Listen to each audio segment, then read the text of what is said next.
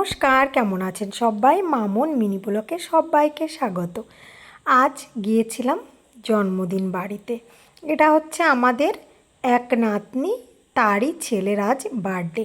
গিয়ে তো দেখি বার্থডে বয় ঘুমিয়ে গিয়েছে, আর আমাদের না যেতে অনেকটা রাত হয়ে গিয়েছিল। গিয়ে তো দেখি আত্মীয় স্বজন সব বসে আছে, কিন্তু খাওয়ার পরে দেখি প্যান্ডেল ফাঁকা।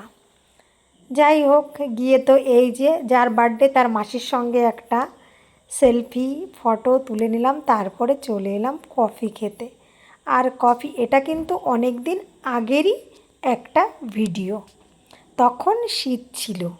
আর এই যে খেতে বসে গেলাম, আর খেতে দিয়েছিল ডাল, আর তার সঙ্গে পটেটো চিপস, ইঁচড়, চিংড়ি, দই, কাতলা, আর তার সঙ্গে ছিল চিকেন।